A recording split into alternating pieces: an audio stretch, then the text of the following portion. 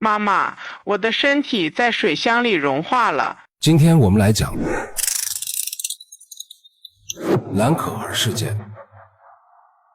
2013年，洛杉磯塞西爾酒店的樓頂水箱成為了全世界的焦點。維修人員打開蓋子的瞬間，一具渾身赤裸的女屍漂浮在水中，衣服散落在水箱底部。死者正是失蹤19天的藍可兒。而比屍體更令人毛骨悚然的是酒店監控拍下的她生前最後畫面。電梯裡，她反覆探頭張望，像在躲避無形的追捕，對着空無一人的空氣手勢交談，邁着詭異的步伐進出電梯，電梯門卻始終保持敞開，仿佛有雙看不見的手在操控。他離開電梯後，便在酒店內人間蒸發。警方展開地毯式搜查，客房、樓道、通風管道，甚至酒店的每個角落都被翻查殆盡，卻連一點蛛絲馬跡都沒找到。一個大活人怎麼會憑空消失？直到水箱裡的屍體被發現，所有人才意識到這起失蹤案遠比想象中詭異。屍檢報告更是讓疑雲叢生。藍可兒身上沒有任何外傷，沒有槍擊、刺傷或勒痕，沒有性侵犯跡象，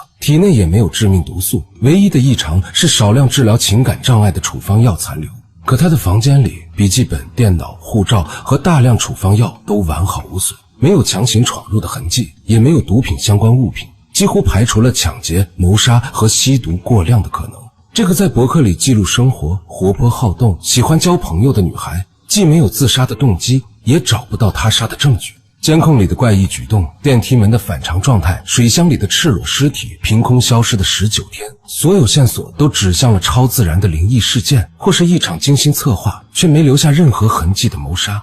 網友們炸開了鍋，刑偵專家、網絡博主、懸疑小說作家紛紛加入推理，甚至有人專門入住塞西爾酒店，試圖還原真相。有人發現藍可兒按下的電梯按鈕中有持續開門的功能，這或許能解釋電梯門為何敞開，而他所在的14樓往上便是屋頂，這也讓他主動前往天台的猜測有了依據。但新的疑問又接踵而至，如果是自殺，他為何不選擇跳樓，反而要跳進水箱？如果是自己跳進去的，又怎麼能關上沉重的水箱蓋子？就在全網都認定這是一起謀殺案時，藍可兒的博客和酒店工作人員的回憶卻揭開了一個令人沉默的真相。博客裡他寫下，如果你聽，你可以理解更多，我能進入別人的大腦嗎？沒有人理解我，我不正常。字裡行間滿是掙扎，他一直在與躁鬱症抗爭，渴望被認可，想通過獨立旅行證明自己是正常人，卻在旅途中擅自停了藥。酒店經理回憶，藍可兒曾在酒店突發癲癇，衝到大廳瘋狂喊道：“我瘋了！”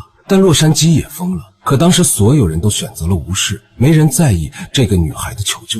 她的姐姐也證實，發病時的藍可兒會下意識地到處奔跑，尋找安全的地方躲藏。那個夜晚，停藥後的藍可兒陷入了嚴重的幻覺，在她的世界裡，酒店的每個角落都充滿危險，電梯裡的詭異舉動不過是她在幻覺中自救的掙扎。她逃到樓頂，看到水箱的瞬間，誤以為那是唯一安全的避風港，毫不猶豫地跳了進去。冰冷的湖水讓他瞬間清醒，可無論怎麼掙扎，都無法爬出光滑的水箱壁，最終精疲力竭而亡。至於渾身赤裸的疑問，美國警方推測可能是他想減輕負擔，或是冷水中人體的生理反應讓他脫掉了衣服。而被傳關閉的水箱蓋子其實是警方的記錄失誤，蓋子本就是打開的，卻被誤寫成關閉。這一疏忽讓案件徹底偏離方向，從一場悲劇變成了全網熱議的靈異謀殺案。最令人心痛的是，這場悲劇本可以避免。如果酒店保安能多留意一下監控裡的異常，如果大廳裡的人能對那個崩潰的女孩多一句關心，如果有人能在她掙扎時伸出援手，